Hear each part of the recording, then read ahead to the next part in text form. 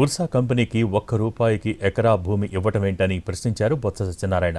Vijayawada RTC భూముల్ని ఎందుకు కట్టబెట్టారని నిలదీశారు. అయితే తాము ఉర్సా కంపెనీకి ₹1 భూమి ఇవ్వలేదని, ఆధారాలు చూపిస్తే రాజీనామా చేస్తానంటూ ఛాలెంజ్ చేశారు లోకేష్.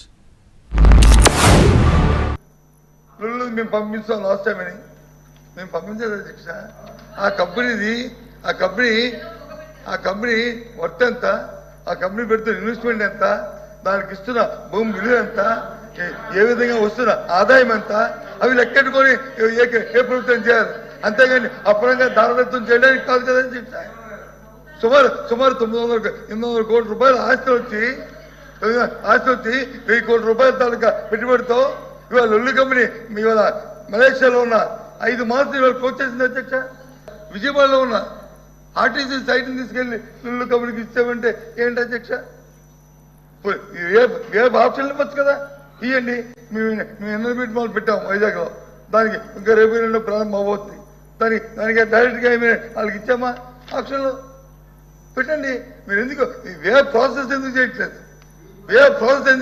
ఎందుకు డైరెక్ట్గా చేస్తారు? డైరెక్ట్గా ఉల్ఫా కంపెనీ దానికి ఎకరం రూపాయికి ఇచ్చేస్తారంటే ఏంటిది? మేము ఇచ్చింది రెండు కంపెనీలు sir. One is TCS, other one is Cognizant. ఒక్కొక్కరు 25,000 ఉద్యోగాలు క్రియేట్ చేస్తారు. నేను ఇప్పుడే స్పష్టంగా చెప్పా, 15,000 కోట్ల యాన్యువల్ ఎకనామిక్ యాక్టివిటీ క్రియేట్ చేస్తాం. ఇవ్వకూడదా ఇవ్వచ్చా? దయచేసి క్లారిటీ ఇవ్వండి సార్. నాకు రెండు కంపెనీలకి ఇచ్చాం, ఇంకే కంపెనీలకు ఇవ్వలేదు. ఇప్పటికీ ఇవ్వచ్చా ఇవ్వకూడదా మీరు కొంచెం క్లారిటీ ఇవ్వండి సార్. Thank you sir. టీసీఎస్కి ఉల్ఫా కంపెనీకి దానికి తేడలేదండి, తేడలేదండి.